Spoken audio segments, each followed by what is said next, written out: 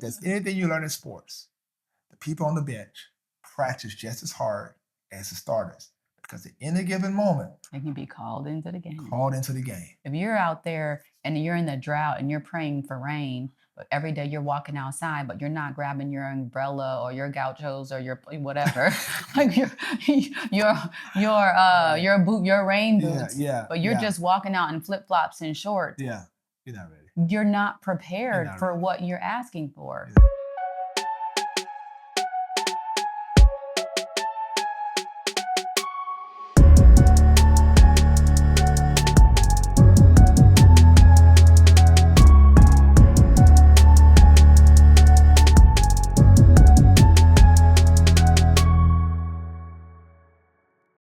Hey everybody, I'm Bishop. And I'm Dr. Steph. And thank you for tuning in to Couple of Destiny. As we talk about our life, our journey, and our truth. How about that? We're so excited to have you on this channel. And let me tell you something, we are geeked to have you a part of this platform. And of course, we encourage you to make sure that while you're here, you like, you comment, and you subscribe and share with your friends. Please do, because that means a lot. We want to make sure that what we share with you does not just stay with you, but that it touches the lives of other people. We are so committed to helping people reach their dreams and become better people. And I believe that when we collaborate and share information, that out of our own personal experience, it can be a blessing to you. So we want to make sure that you stay connected to us.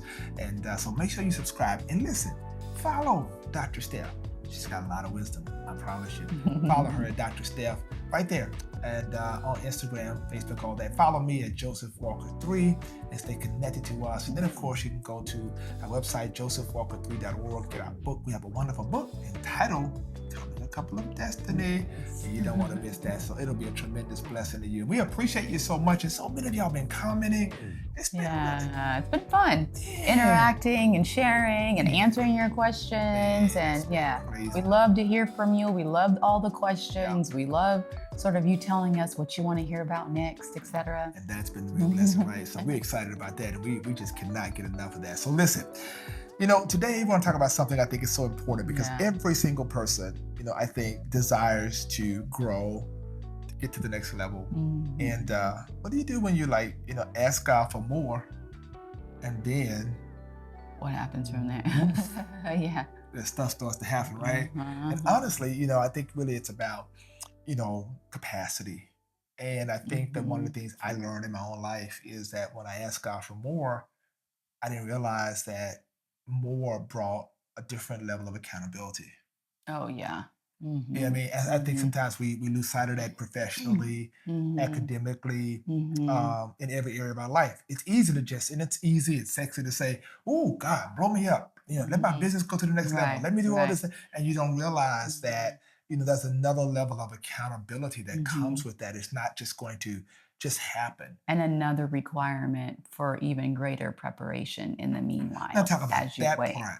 Because sometimes I think people think God's going to give you more and just because you ask for it, without actually understanding how he sets you up in the space to prove in the meanwhile your readiness for that next level. You got a situation like that, huh? Well, it's almost like faith without works is dead. Like if you're asking for something and you're not actively preparing yourself to receive it, but you're just sitting there with your arms wide open, then you have to be careful in terms of your waiting period because you're waiting because you're thinking you're waiting on God, but frequently God is waiting on you to get it together and not in terms of getting it together in terms of perfection, but getting it together in terms of making up your mind that this is really something that you want, putting your money and your energy and your time where your mouth is, and physically, mentally, spiritually, emotionally preparing yourself to receive whatever it is that you're asking for. Yeah, and I think sometimes we lose sight of that discipline that comes with preparation. Everything I've asked God for, it's always been like, okay, let's see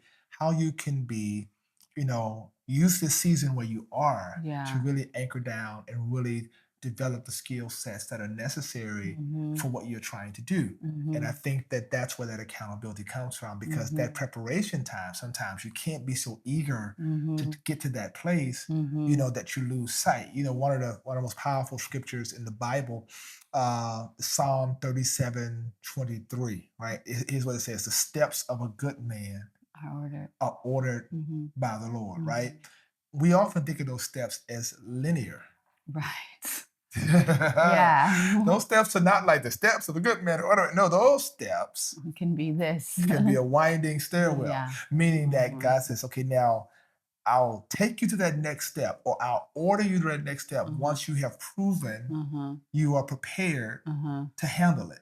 Or I'm taking you to that next step to walk through this next door in order to face those challenges that will give you the skill sets and the strength and the mentality to get you to the next step and then the next step so that you can ultimately reach your goal, because you need to be strengthened in certain areas to be able to handle all that I'm getting ready to bless you with. You know, one of those scriptures I used to hear a long time ago, boy, say, how can you run with the horses if you can't walk with the footmen? Jeez, right? Everybody wants this thing, like, I want it to happen, and you can't, you're tired, you're exhausted now. So it's about preparation. It's about preparing your mind, preparing your, making sure you're showing up as your best self, doing the research that's necessary when you show up for the interview, making sure you study the company, study what you're trying to get into, students you mentor who are trying to go to medical school and things like that, you're telling them, look, do the best on this test. Make sure you study, understand the institution, your options. I'm doing the same thing. And sometimes people lose sight of that. Well, they think that it's enough to just pray for it. Oh, God. And it's enough just to have that deep desire for it, But everybody has the capacity to pray for something. Yeah. Everybody is wanting something. The question is, what is the difference between those who actually achieve it and get it versus those who are still waiting? Yeah. And I believe it's this in the meanwhile period. Like, what are you doing to prepare? If you're out there and you're in the drought and you're praying for rain, but every day you're walking outside, but you're not grabbing your umbrella or your gauchos or your whatever, like your rain boots, but you're just walking out in flip flops and shorts. Yeah, you're not ready. You're not prepared for what you're asking for. So how are you going to prepare yourself in the meanwhile, whether it be a job, whether it be marriage, whether it be, a career shift, whether it be, God enlarge my territory. Like, I distinctly remember like being in my fellowship program, in neonatology fellowship program in Los Angeles, and realizing that I had more in me to give. And I didn't want to just go to the hospital and go home, go to the hospital, go home, go to the hospital and go home for the rest of my life. I knew that there was more. I knew that I was being pulled to be an advocate. I was being pulled to represent my community. I was being pulled to, make sure that I'm taking care of not just myself or my core family, but hundreds of thousands of people. I knew that in my spirit. I didn't know what that meant, but I could feel the pull. And I just remember praying, Lord, enlarge my territory. I didn't know what that meant. Yeah. I hadn't met this man here. Like, I was just a young person with the heart for the Lord, knowing that my purpose was greater than what I was doing in that moment. And I remember praying and asking God, okay, Lord, like, I want to go to the next level. I want to go higher. These are the desires of my heart. Tell me what to do. I have no idea what to do next. And I went to sleep. I took a nap. And this is after weeks and weeks and weeks of prayer. I took a nap, and literally I woke up with my 5-year plan, literally for the next 5 years. Wow. And the way that I lived my life for the next 5 years was exactly the blueprint that he gave me in that dream. And I had no idea where it had the capacity to take me. But that's when he told me, here I am, a fellow in a hospital, getting ready to finish and go out into the world in a year. And he was like, you're going to go to Harvard, you're going to get another degree, you're going to do this. And I was like, I don't want to go back to school. I just finished 20 years of school. Why on earth would I ever go back to school? Why? I have no desire to do this. I have no desire to apply. I was in Los Angeles to go clear across the nation. I have no desire. I don't even know. I've never even heard of that program before. But lo and behold, when I looked it up, everything fell in line with exactly what my heart's desires were. In the meanwhile, though, I had been preparing myself. So literally, I had like a month to apply for the program, get my letters of recommendation, make sure everything was, all my testing and all the things that I needed to apply were up to speed. And everything was, because in the meanwhile, as I was praying, I was preparing for whatever. I had no idea what was coming, but I knew that I was not going to be still in that same space a year from now. So yeah, like God works in mysterious ways. And not only did he provide that direction, but he blew my mind. Like I didn't know how I was going to pay for school. He didn't give me one scholarship. He gave me 2 full scholarships, such that I had to give one scholarship back to the institution because you can't only have one scholarship at a time.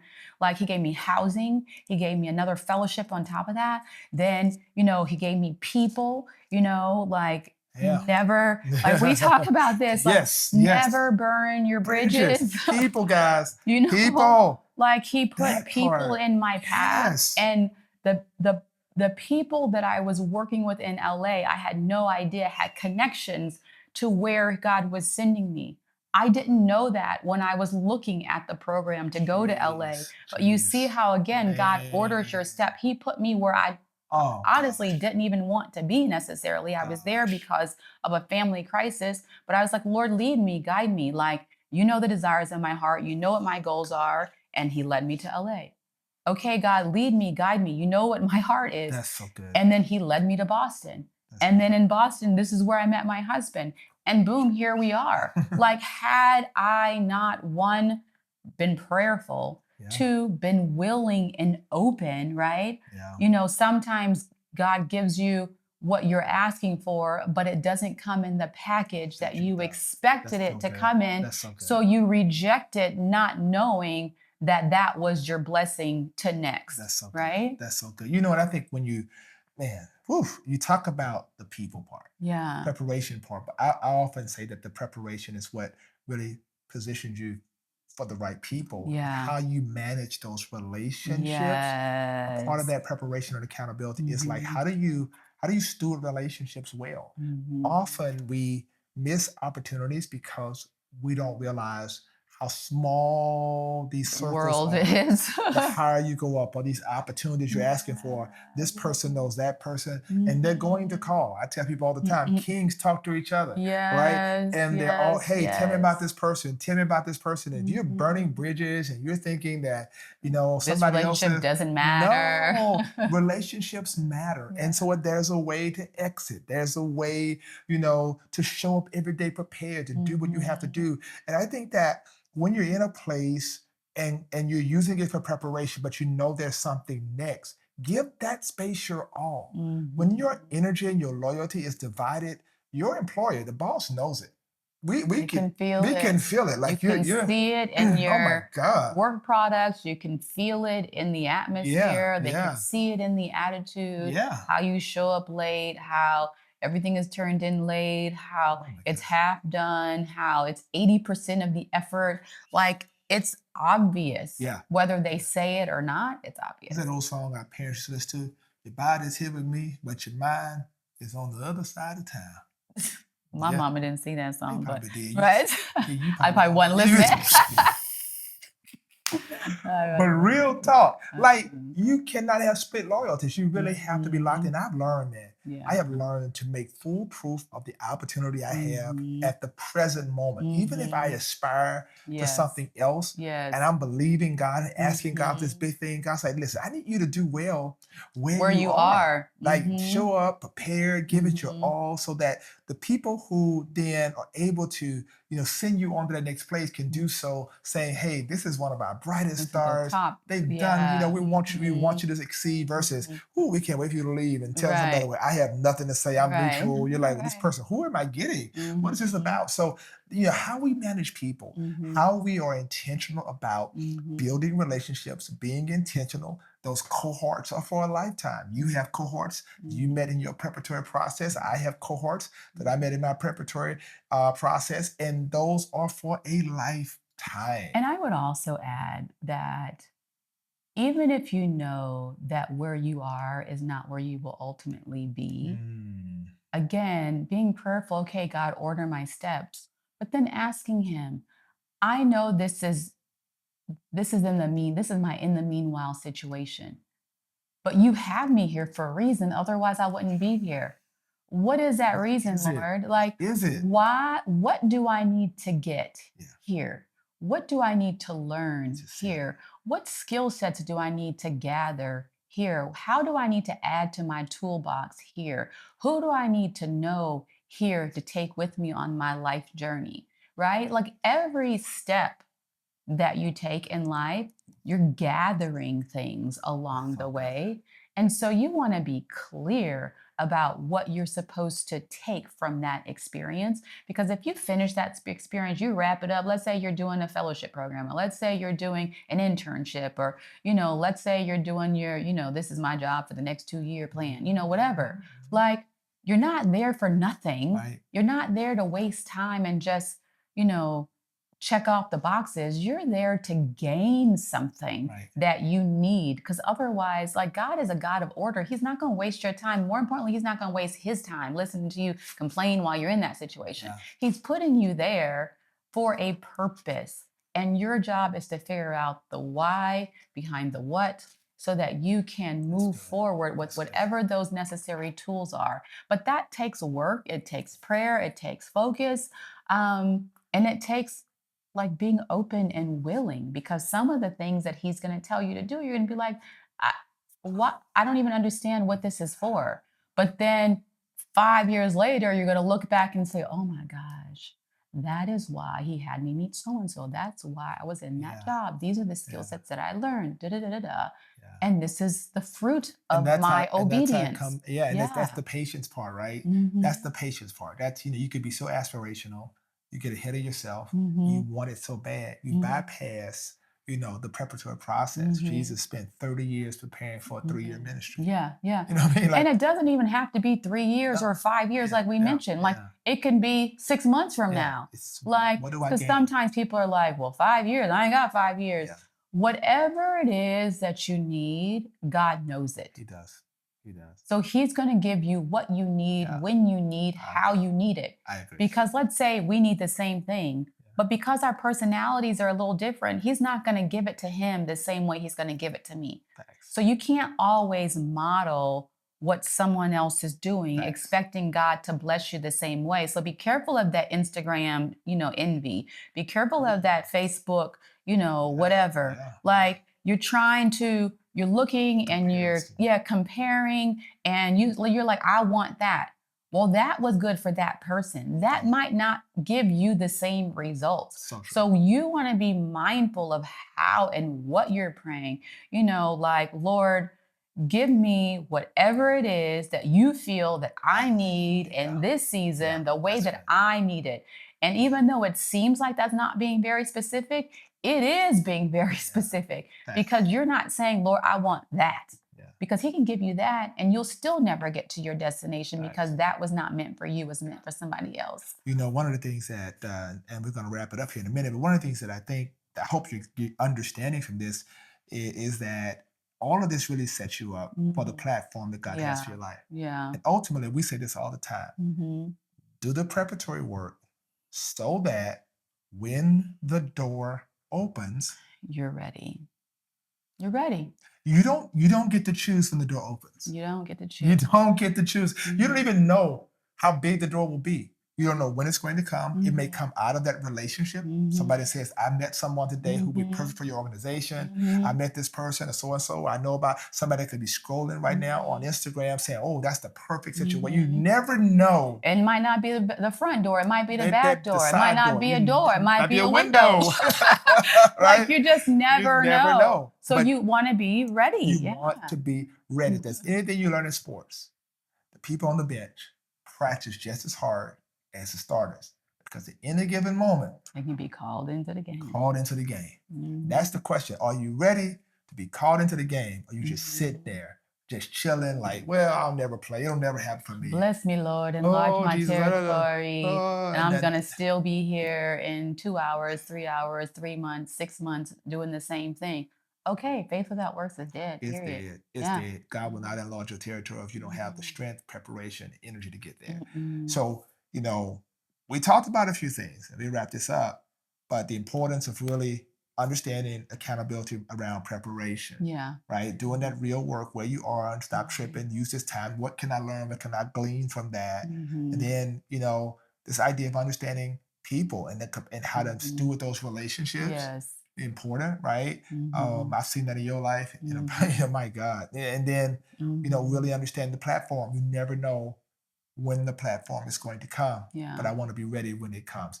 This is what it's all about. And I hope on this episode, you have been blessed. I hope you have gained some things from our experiences. Yeah. One of the things we pride ourselves on is making certain that we can share with you our own personal stories, because we know what it's like to show up and not be ready. And we will never let that happen again. We want to always do our research, be prepared, show up in our best self, give it 100 no matter where we are.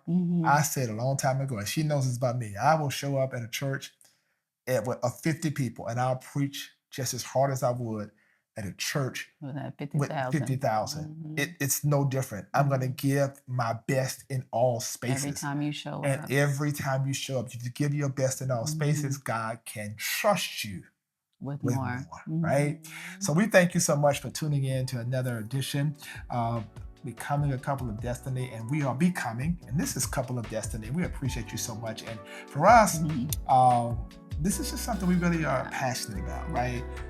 Couple of Destiny is about you understanding, whether you're an individual, whether you're two people, whether it's your entire family. God brings us together for a purpose much greater than ourselves. Yeah. We want to make certain that we steward our own purpose and our destinies and all that to be a blessing to the people around us. So I'm so grateful. I hope y'all were blessed. And we want to make sure you comment. Let us know some of the topics you want us to discuss. Make sure that you subscribe.